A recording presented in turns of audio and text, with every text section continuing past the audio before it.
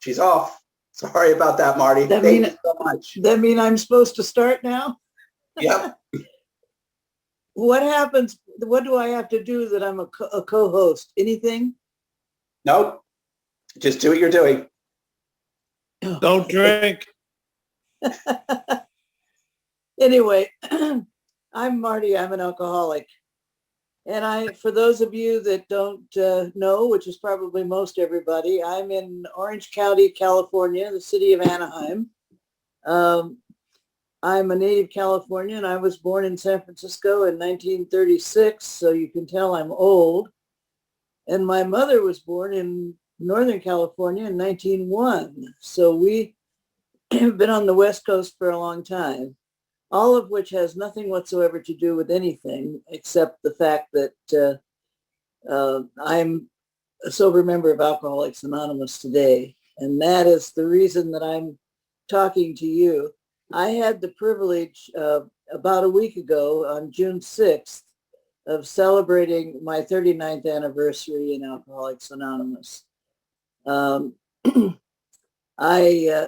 didn't want to be sober. I didn't want to be a drunk either, but I kind of came by it honestly.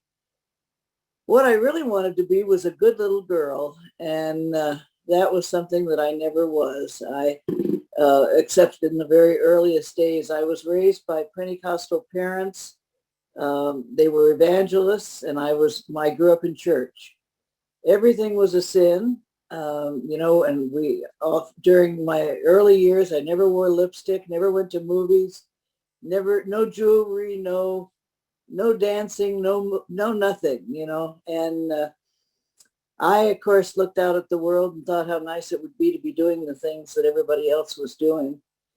And I looked at the people in many of the churches that we attended, and I saw them on Sunday. They were in there looking like good little Christian women and things. And on Wednesday, I would run into them in downtown San Francisco in one of the stores or something, and they were all gussied up. They had on lipstick and earrings and short skirts, and it was a lesson in hypocrisy. And of course, I at that point threw out the baby with the bathwater and decided that religion was not for me. And to this day, I have not again picked up organized religion. Thankfully, what I found in Alcoholics Anonymous took care of that issue, and I'll get to that in a few minutes. I was a very precocious child. We moved around a lot, but I ended up skipping 2 grades, graduated high school at 15, did not go on to college. I went to work as a secretary in an insurance company in San Francisco for a while, but I was still going to church on Sundays, and I met a boy who was in town. He was in the Navy. I was 17 years old, and I wanted to have sex with him in the worst way, so we got married so that we could have sex. And I have to tell you that from the get-go, life was full of disappointments because the real sex was never as good as the heavy petting. And you will find that I am a slightly irreverent old lady, and almost anything will come out of my mouth.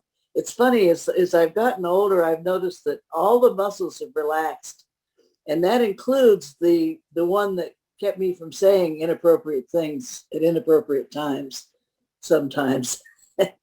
But I like to, one of the great benefits that I've gotten from being a sober member of Alcoholics Anonymous is the ability to laugh at myself. And not only to laugh at you, but to laugh at me, and to see how so many of the things that I had in place that seemed to be working for me were just absolutely ridiculous. And that, and so I can now relax and kind of take it a little easier. And I have to say that I am probably as comfortable today, even though I'm old and tired and all, I'm probably as comfortable in my skin as I have ever been right now in my life. And for that, I'm extremely grateful. Anyway, I went to work. I got married. About 3 years later, I found another guy that was more interesting to me than the first one. He was older. He seemed more sophisticated and of much greater interest. By then, I had moved to Southern California because that's where the sailor was from.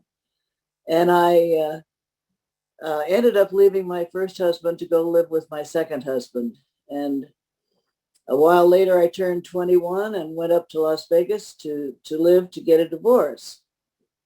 And I worked for about 6 months as a change girl at the Fremont Hotel. I had a wonderful time. Vegas was really something that I fell into with great glee, and I enjoyed thoroughly. And I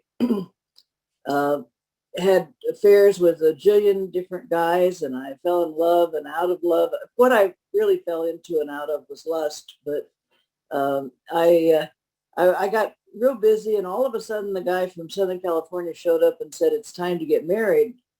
You've got your divorce now." And I had forgotten all about him. But because I had promised and I was such an honorable person, I had to marry him. So I married him and came back to Southern California. And I like to quip that I spent the next 20 years trying to get him to leave me. Now, during all this period, I drank from time to time. Every time I drank, I got drunk. But I didn't drink every day.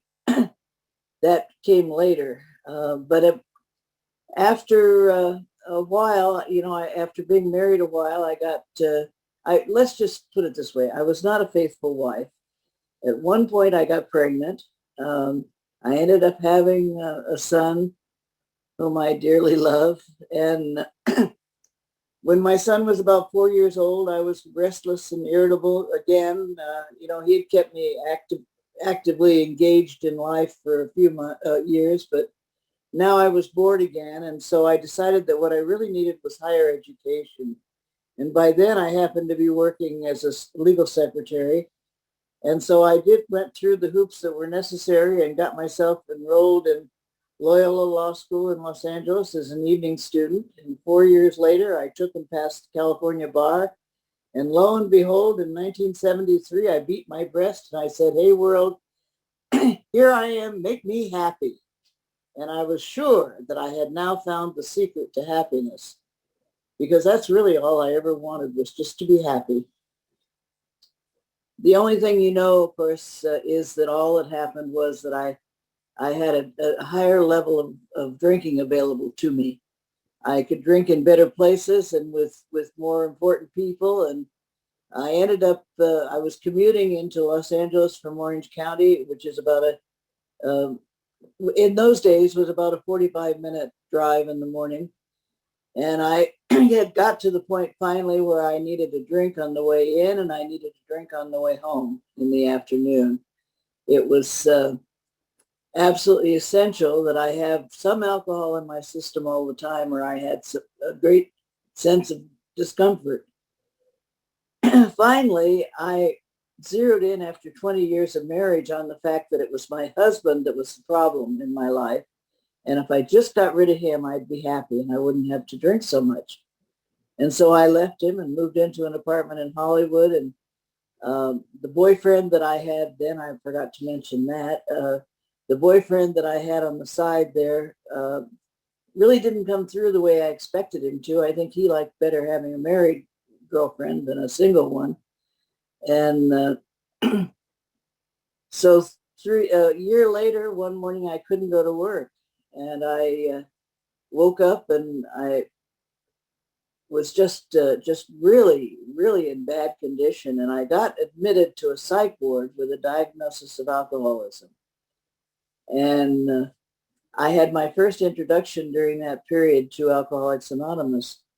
They brought H&I meetings into the unit there where I was. I thought it was nice that those people had that program for them.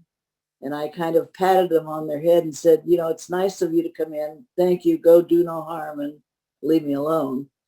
And every time I got a pass, I got drunk. And when I got out, the first place I went was the liquor store. And the second place I went was the law firm to explain why I hadn't been there for a month.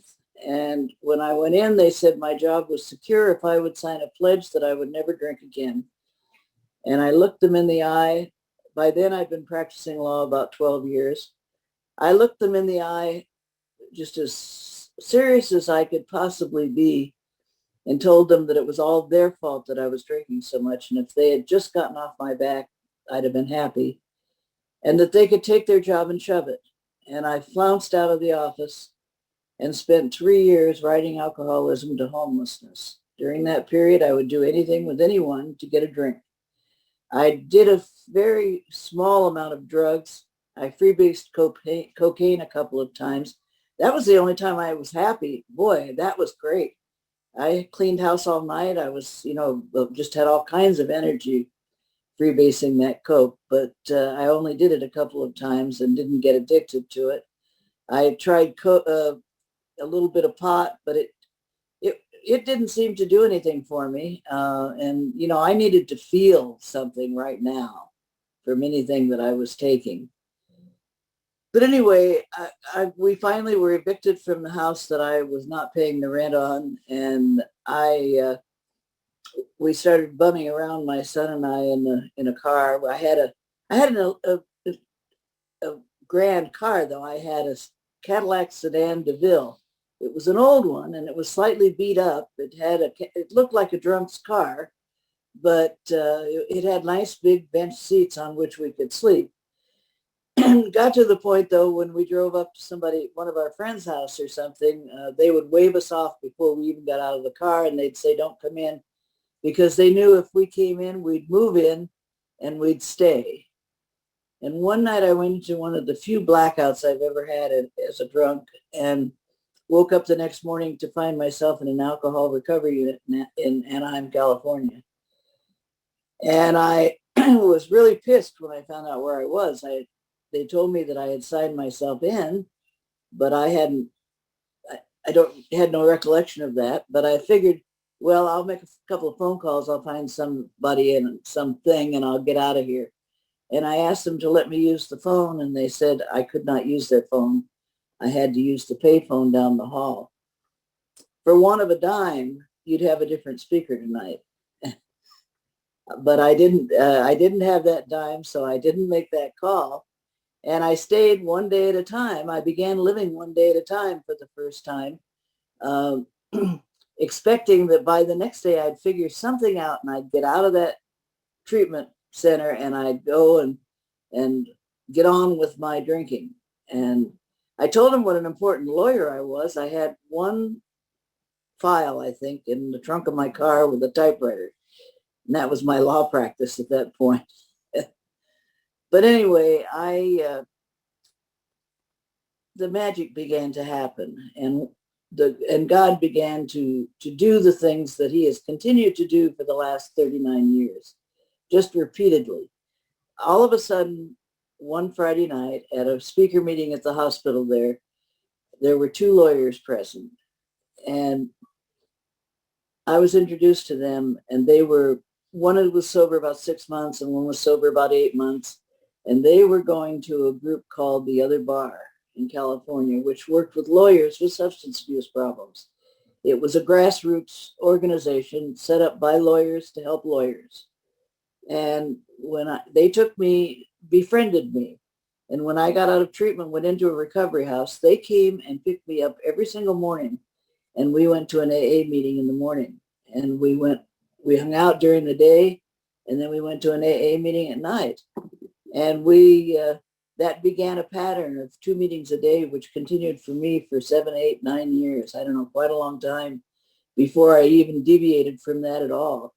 I went to at least 2 meetings a day. Now, that doesn't mean that I was getting anything out of AA. All that was happening was that I wasn't drinking and I was going to meetings. And things were getting in there and they were beginning to gel a little bit, but I didn't bother taking any steps or anything. I mean, that was again, I still felt myself to be somewhat special. Notwithstanding that I'm a drunk, homeless woman with, nothing. I had that licensed to practice law, and that gave me, in my mind, that gave me all that I needed to succeed. But anyway, you know that isn't enough. And what happened was that for the first several years in AA, I did most of the things that were suggested not to do. For instance, anytime I could get involved with a guy, I did. Not too many, just a couple, one of whom was a married man. And I stayed in that relationship for quite some time. And the only thing that I can say for it is that it got me to a lot of meetings, because I went to meetings to see him and I went to meetings otherwise. So finally, I realized that I wasn't happy, and that I wasn't feeling good, and that I was engaging in behavior that really wasn't appropriate. That I was not being the kind of woman that I would really like to be. And instead of going out and getting a drink, which is what many people do at the crossroads like that, I turned to the steps, and I got serious about taking the steps in Alcoholics Anonymous. And, I'd probably taken the first step, and I had certainly taken the 12th step. Another thing I forgot to mention, I got into service as quickly as I could. I became, little Miss AA, including at 1 year getting into H&I and going into the prisons and jails and stuff. And, I was passing on something I didn't even have, but I could talk a good program. And and I'm so grateful that God allowed me to not drink long enough to get to the point where I was willing to finally get into the program and to get serious and to do the things that were suggested. I found that what happened for me through taking the steps was that I began to lose the shame and the guilt and the remorse and all of those feelings that I had lived and stuffed for so long. For instance, when I took wrote out my first fourth step, which was as good a fourth step as I could do at the time. I've added to it substantially over the years, but in any event, I did an initial one, and then I sat down with my sponsor to go through the fifth step, and it was, the magic began to happen, because it was just like you hear like we hear about in the program. I would tell her something that I was ashamed to tell anybody, and she would say, "Let me tell you what happened to me when I did that." It was just back and forth and back and forth. And suddenly I realized that I wasn't the only person in the world who had ever done all of the horrible things that I thought I had, was guilty of. And that there was a way to get relief from the shame and the guilt. And it came for me. And of course, what really happened, though, was that as a result of the steps, I got the spiritual awakening and the spiritual experience that was promised by the book. I didn't have a white lightning experience or any great, thunderbolt or any burning bush or anything else. But what happened was, over a period of time, I began to develop a belief in a power greater than myself, which I still can't define. And I began to reap the benefits of having that belief. I was a heavy smoker. And of course, here's another part of the story that most people like to hear.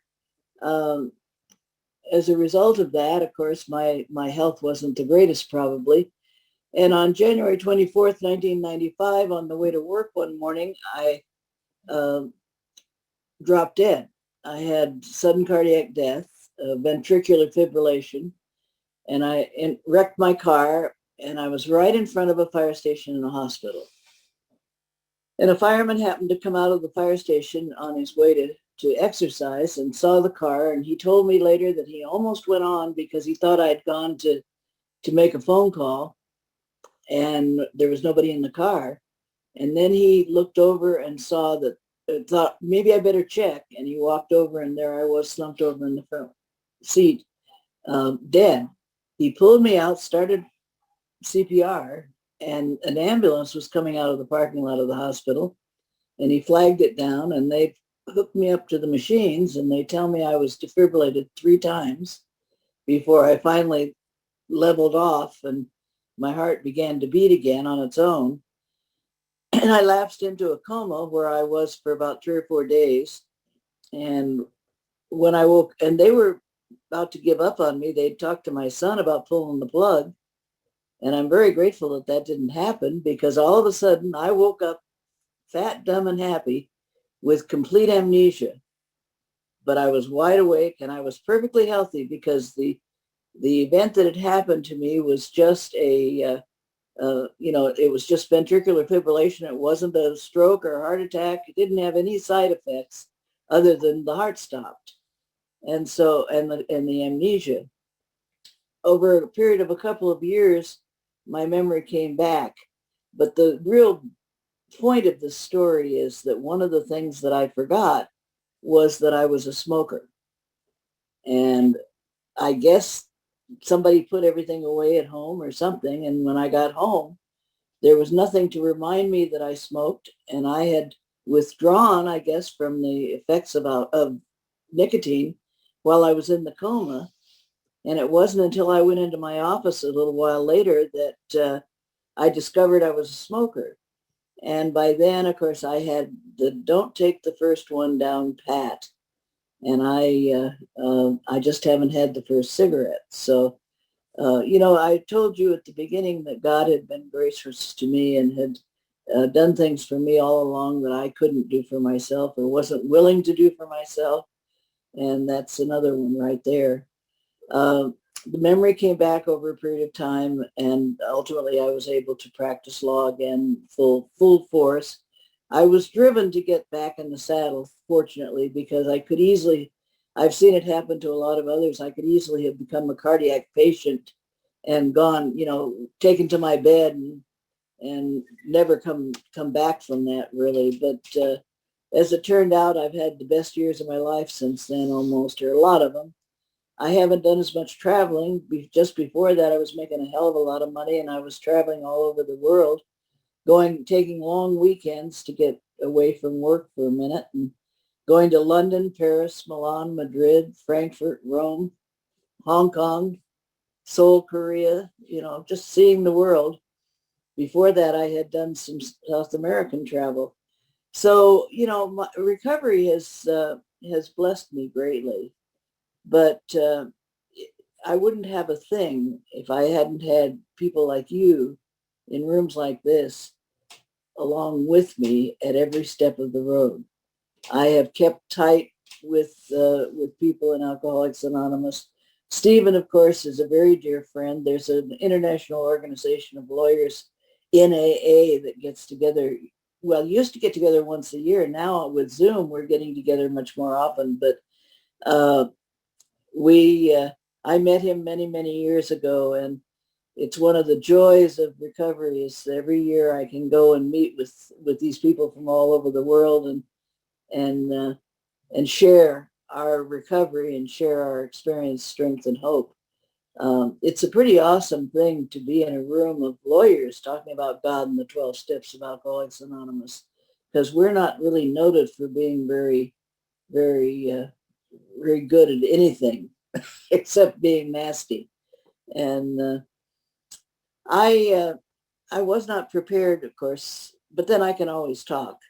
That's one of the things of both, 2 things or 3 things: being a lawyer, being a woman, and being old. I mean, you can't shut us up. But I have the greatest love in my heart for the people in Alcoholics Anonymous. Every single one of them. I went for years after I had done the steps and gotten more into recovery and all. I went for years into one of the prisons out here in Norco, California. Went in there regularly, and I didn't feel like those guys in there who were convicted of crimes. I didn't necessarily know what they were, but I didn't care. But they were sitting in a meeting of Alcoholics Anonymous. and they were talking about God and the 12 steps of Alcoholics Anonymous. And they were my fellows. And I was their sister.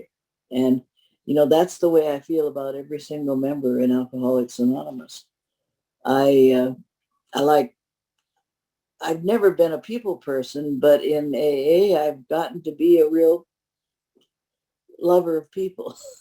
And you are those people. And I'm kind of noticing that I'm just beginning to ramble a little bit. And my message is missing me at the moment. So I think the thing to do is to turn this back over to Phil and let him take the rest of the time to let anybody chime in that has a burning desire or whatever, however you want. It's his meeting. I'm sorry. Phil, you got the floor. Thank you very much.